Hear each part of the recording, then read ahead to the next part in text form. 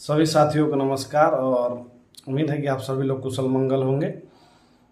थोड़ा सा और मेहनत हम लोग कर रहे हैं और करना पड़ेगा जो हमारी ट्रांसफ़र जो सूची है उसको निकलवाने के लिए। समय की बाध्यता के साथ ही हम लोग को ये काम करना पड़ेगा।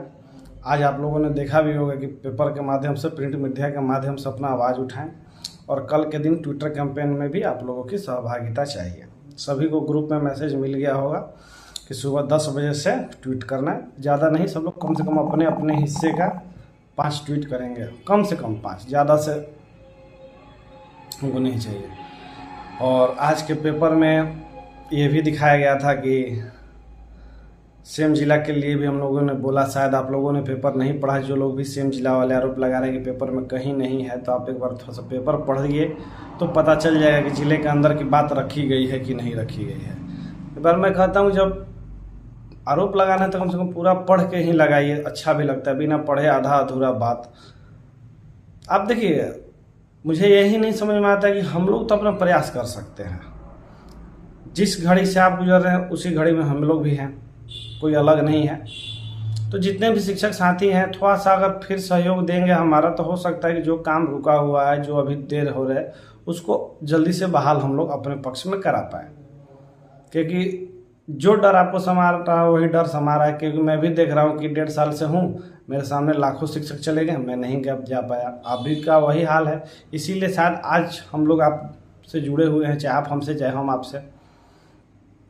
इसी के बीच में जो भी शिक्षक साथी हैं, कल 10 बजे सहयोग जरूर दें। अब ज़्यादा बात करने का इच्छा ही मर गया है आप सभी से।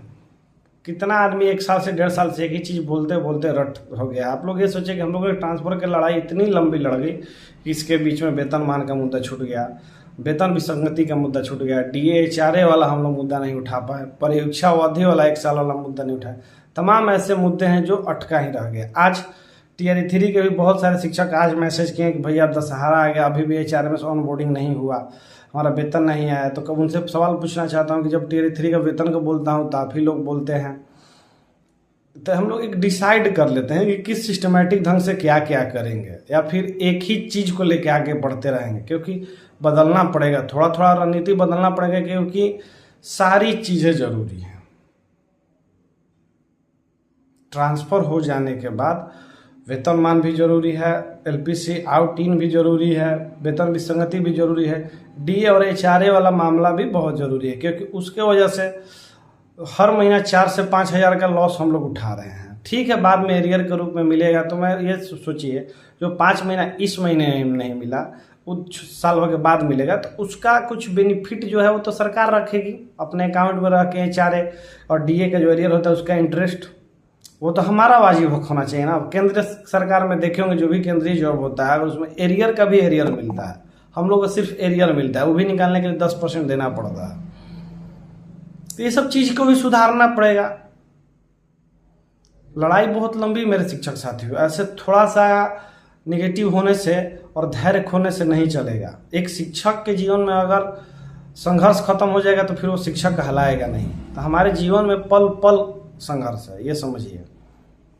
इसी के बीच स्टेट का जो नोटिफिकेशन आ चुका है, जो भी स्टेट वाले शिक्षक अभ्यर्थी होंगे वो अपना फॉर्म भर ले।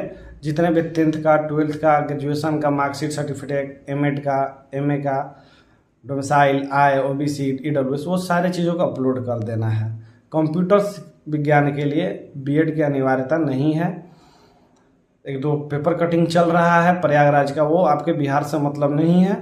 तो आप लोग कम से कम जो लोग बचे हुए हैं फॉर्म भर लेंगे स्टेट का।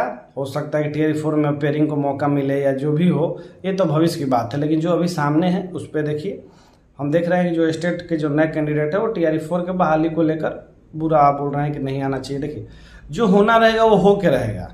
वो हमारे और आपके रोकने या टोकने से नहीं होता है। वो विभाग का हाथ है, सरकार का हाथ है उसमें।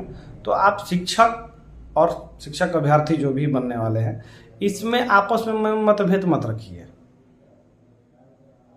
यही कहने के लिए आप लोगों के बीच में जुड़ा हूं।